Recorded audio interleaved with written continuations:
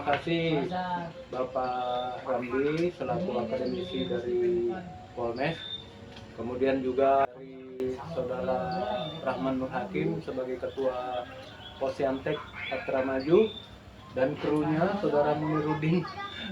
Pak Joko nggak disebut nih? Ya, sebenarnya masih ada Pak satu anggota kita yang berhalangan hadir hari ini belum sempat. Namanya Joko Sudarto, ada juga Sutris ya. Iya. Sutris. Nah itu kru-kru kita ini sebenarnya banyak Pak, cuman karena mungkin ketidakaktifan teman-teman ini masih perlu dimotivasi lagi. Itu kan internal kita memang yang harus juga digiatkan ini aktivitas dan organisasi ini harus bisa berjalan baik. Pertemuan pada hari ini kita kepingin tahu pandangan daripada akademisi, dalam hal ini Pak Ramli selaku dosen Polmes, mengenai keposyantekan. Posyantek ini seberapa pentingnya sih Pak di masyarakat itu ya, menurut pandangan akademisi? Bukan begitu Pak Nano pertanyaannya? Boleh ya? Dari sisi akademisinya. Oke, terima kasih. Ya. Kami sebagai dosen itu mempunyai tanggung jawab tiga Pak. Tiga tanggung jawab yang sebagai pendidik, ya, sebagai peneliti, ya, dan sebagai pengabdi masyarakat. Jadi di sini termasuk yang mengabdi masyarakat, misalnya masyarakat mendirikan kegiatan seperti posyantek. Kenapa dia harus posyantek? Karena itu kalau misalnya masyarakat posyantek itu merupakan lembaga termasuk lembaga hukum, ya. Jadi ada bendera. Jadi kalau masyarakat kan itu perorangan.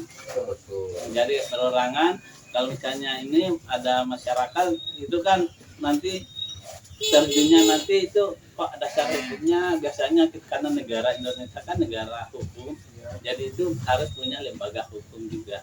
Meskipun masyarakat ada di dalamnya, jadi masyarakat itu bisa membentuk suatu korporasi, apakah mempunyai kegiatan yang berdasar hukum. Jadi di sini posyantek itu jadi mengaplikasi ilmu dan teknologi kira-kira. Jadi memang posyantek itu penting Pak ya, di masyarakat adanya ya. Ya sangat penting karena itu yang masyarakat menyebabkan masyarakat itu bisa jadi bersatu di situ. Kalau masyarakat itu masih bersifat individual, dengan adanya ini posyantek. Jadi masuk di dalam kelembagaan. Satu kelembagaan. Nah, jadi ada satu saat ada kegiatan kan itu sudah legal, dipertanggungjawabkan. Mungkin kalau difilosofikan dianggap ya gitu, rumah ya. Ya. Jadi seandainya belum ada rumahnya, ketika kita beli peralatan, kita beli apapun mau ditaruh di mana gitu. Nah, lembaga pun seperti itu. Tanpa lembaga kita memiliki kegiatan apapun, mau ditaruh di mana? Mau ditaruh di mana? Misalnya hasil ini hasil kita dapat produk ya, kita dapat produk. Ini produknya nanti mau di yang kualitasnya. Kalau misalnya kita mau jual kan itu harus terjamin kualitas. Jadi ada dasar hukum, oh ini kualitasnya ini sudah bisa ditanyakan atau belum. Ya, jadi memang penting ya keberadaan posyantek itu di masyarakat, sesuai dengan apa yang Pak dosen sampaikan, juga ketua posyantek tadi. Jadi memang dari pemerintah sendiri menginginkan posyantek itu berjalan. Cuma selama ini yang kita perhatikan, kegiatan-kegiatan itu secara kelembagaan pun tidak ada yang terbentuk secara baik. Jadi ini mudah-mudahan nanti posyantek Patra Maju ini bisa menjadi contoh untuk posyantek yang ada di Samarinda dan Kalimantan Timur pada secara umumnya. Gitu. Oke, mungkin kita lanjut ke pertanyaan yang lain Pak ya. Kalau dari posyantek sendiri, sebagai Posyantek nih kan pasti mempunyai keinginan dan harapan. Kira-kira keinginan dan harapannya selaku ketua Posyantek ini untuk keposyantekan ini seperti apa tuh? Silakan. Baik, kalau menurut secara pribadi ya, harapannya kru anggota Posyantek itu memiliki lembaga yang utuh, struktur yang terstruktur, terus kinerja sesuai struktur. Artinya semua bekerja. Iya. Namanya struktur atau manajemen itu memiliki fungsi dan tugas masing-masing. Nah, yang dinamakan lembaga mestinya punya struktur. Begitu kita keposyantekan. Nah, setelah kelembagaan ini baru nanti kita akan bicara tentang TTG. Karena TTG itu Produk Posyantek. Kaitan eratnya dengan keposyantekan adalah teknologi tepat gunanya. Nah, di situ mungkin akademisi dibutuhkan Nah, juga. jelas itu. Jadi ini bagaimana nih? Keterlibatannya ya. Ada. Ya, di pengabdian juga memang harus ada. Oh, ada ya. Ada. Kan.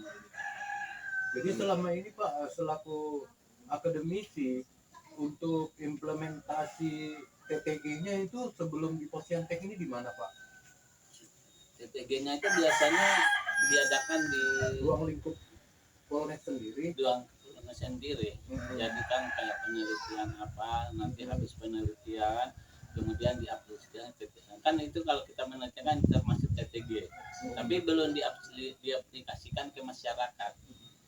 Sebagai contoh kemarin saya dengar itu ada pelatihan di sana, pelatihan pengelasan ya. Kebetulan ketua Posyantek juga ikut. Apakah itu termasuk dari bagian penerapan TTG itu pada waktu itu? Iya. Penerapannya. Memang. Cuman itu diselenggarakannya di kampus. Di kampus apa ada yang mewadahi itu. Ada yang mewadahi. Pemkot ya. Iya. Oh gitu. Provinsi. Artinya bekerja sama dengan provinsi ya. Kemudian bidang keahliannya nanti itu untuk pelaksanaannya diadakan di Politeknik. Oh gitu. Jadi harapannya ke depan mungkin tidak terbatas hanya di Politeknik situ saja. Iya, kalau memang memungkinkan di Posyantek Patra Maju itu bisa dilaksanakan. Iya, iya. Penerapan teknologi iya. itu. Masalahnya kan mau diterapkan di Patra Maju, masalahnya itu kan alat-alat untuk menjelaskan belum tersedia, yang belum siap. Yang siap itu di Politeknik Samarinda yang kan ini banyak Pak ya. Semua sih, hampir semua. Kalau teknologi tepat guna itu tidak merujuk pada satu akademisi ya. bidang. Pertanian Dari pertanian, sisi perikanan, biasanya banyak itu alat produksi rumah tangga. Maksudnya skala rumah tangga. Contohnya kayak alat cetak batako, alat pribadi atau alat apa itu biasanya untuk dari masyarakat ya. Cuman itu banyak di situ. Ya, mungkin ada batasannya ya. Mungkin itu hanya bergerak di bidang UMKM, usaha kecil menengah. Iya. Usaha kecil menengah ya. Tapi kalau dia lebih dari itu mungkin akan masuk ke sektor industri. Industri menengah atau koperasi. Koperasi gitu ya. Kalau skala rumah tangga kan itu biasanya. Makanya ini bikin keripik. Diadakan ini ada kan Posyantek bisa. Kan Posyantek. Ya. Jadi saya pikir perlu juga itu masyarakat paham tentang teknologi tepat guna. Artinya meminimalisir pengeluaran. Terus apa yang ada di pasaran itu belum tentu cocok dengan apa yang kita perlukan ya. Jadi untuk mengkoordinasi. Ya. Makanya adanya Posyantek saya pikir sangat cocok sekali kalau disebut menjembatani ya cara masyarakat dengan dunia usaha. Iya. Gitu. Mungkin masuk di kata-kata sisi tepat gunanya. Kan teknologi tepat guna. Makanya muncul jangan sampai tidak tepat dan tidak berguna. Kan sesuai dengan lingkungan masyarakat tersebut apa yang ada di situ. Ya, karena teknologi tepat guna yang diusung oleh Posyantek itu yang ramah lingkungan. Ya, betul. Kita itu memang orientasinya ramah lingkungan. Ya. Mudah, bahan-bahan juga mudah didapat. Ya, mudah diurai di lingkungan. bahannya mudah dicari, alat-alatnya itu, terus perawatannya juga mudah. Nah itu dari kriteria dari KTG yang diusung oleh Posyantek atau ya mungkin sifatnya alih fungsi gitu. Mungkin ada beberapa mesin yang kurang efisien digunakan di lahan yang sudah ada, kita bisa gunakan untuk yang lain gitu. Mungkin ada dari bidang bagian yang rusak, kita bisa ubah. Nah dari Posyantek kan memang tugasnya seperti itu. Tapi kalau yang terkait dengan misalnya software, internet, aplikasi itu masuk juga? Saya pikir masuk ya, masuk. Artinya seperti halnya contoh kita mau buat musik, mau bikin surat, tidak mesti harus di komputer. Kita bisa ada fasilitas dari Android yang memiliki fitur buat di situ kita bisa menggunakan. Artinya dan ini juga sangat mudah digunakan, tidak harus menggunakan strum yang tinggi, media yang besar, tetapi dengan hasil yang sama. Seperti pemanfaatan panel surya misalnya, pemanfaatan sensor-sensor Ya betul. untuk mempermudah kegiatan masyarakat. Ya Jadi betul, itu teknologi itu masuk sampai ke situ ya. Sampai ke situ. Sebetulnya ya semua potensi, semua itu tadi, semua potensi mana yang lebih mudah dan lebih sederhana itu Yang mudah didapat. ya dan mudah dilakukan. Sebetulnya kan itu aja. Masalah kan bisa juga. Pemasaran. Jadi pentingnya seperti itu ya. Jadi masyarakat awam ini kan nggak tahu apa namanya sensor gerak. Nah, masyarakat juga nggak tahu namanya sensor suara, ditepuk bisa nyala begitu kan. Nah ini tugas dari Posyantek untuk memperkenalkan kepada masyarakat, mensosialisasikan beberapa teknologi tepat guna yang sudah modern gitu. Bisa diambil punya kita udah jadi. Dosen yang punya perhatian banyak kelihatannya Pak Ramli ini. Ya. Kita tepuk tangan dulu. Iya, punya perhatian yang lebih untuk kegiatan di masyarakat. Terutama sama Pak Ramadi. Ya, Kenceng banget ini kayaknya sinyalnya ini. Tapi calon profesor perdana ini ya. Mantap. oh, dalam rangka jenjang karir profesor juga Pak. Ya, mudah-mudahan Pak bisa segera tercapai apa yang diharapkan. Nah ini kalau untuk bidang yang dibawa itu gas dan pokoknya sistem-sistem hiperolisi seperti itu ya. Iya, teknologi terlogisis Pak ya. Bapak itu memang spesialisasinya di situ ya? Ya, Spesialnya tapi yang mendalam di piralisasi. Oh, mendalam. Lebih banyak. Lebih banyak porsinya di situ Pak ya. Jadi riset saya memang di piralisasi. Oh gitu. Energi. Itu di energi Pak. Iya. berarti ini dari apa namanya Ya. hasil gas dari biomasa, organik atau non organik mungkin gitu. Iya. Jadi semuanya yang bisa dibuat energi semuanya saya teliti seperti biogas, kemudian Biomasa. plastik dijadikan energi, bioetanol. Jadi semua mencakup yang bisa dijadikan. Dan hebatnya lagi bahan-bahan yang dipakai pirolisis ini sangat mudah di samping kita sangat ada di sekitar kita ini. Dimana-mana ada. Iya, paling mudah dan sangat bisa dilakukan Sebenarnya semua masyarakat ini kan. ya, kalau bisa diwujudkan untuk pirolisis menggunakan bahan baku plastik ini Pak, karena ini juga menjadi PR daripada pemerintah. Sampah plastik ini begitu banyaknya. Kalau kita bisa mengurangi sampah plastik ini, kemudian dimasukkan di pirolisis, kemudian menjadi energi, nah itu sangat luar biasa itu. Artinya kita bisa, lingkungan kita bisa jadi bersih. Ya memang. Bukan juga masalahnya itu limbah plastik lama-lama akan mengarah ke laut. Dan itu kan merusak ekosistem. Dan itu keluhannya pelayaran kapal-kapal Nelayan. adanya Sangat mengganggu. Begitu ya, berarti dengan membakar sampah plastik ke dalam pirolisis ini sama halnya membantu para armada kapal-kapal Ya, yang lewat ini. Padahal jauh sekali ini, tapi kita ake matuk nyangkut juga Armada, mereka nelayan, Nelayan. semuanya. Kita juga karena membantu biota misalnya laut di- ya. plastik, ada ikan makan plastik itu kan kembali ke kita Nah, lagi. betul. Kita makan ikan, Kita makan ikan ikannya yang mengandung berarti kita plastik makan tadi. plastiknya juga. Ya berarti kalau tentang hal ini kita sama-sama lah ya harus bergandeng tangan untuk mengatasi hal ini, bahu membahu saling membantu untuk apa tentang pencemaran lingkungan inilah. Betul.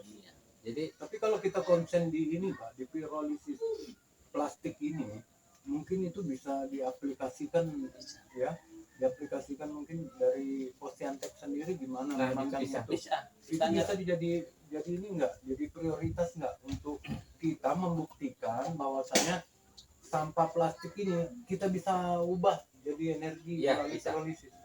bisa. Jadi pertama untuk skalanya ya, skala masyarakat Ya. itu tidak berarti harus skala standar Skala yang besar dulu dari yang kecil. Nah, terus untuk benefit kita mengarahnya jangan dulu ke keuntungan, tetapi bagaimana sifatnya untuk pemusnahan sampah itu.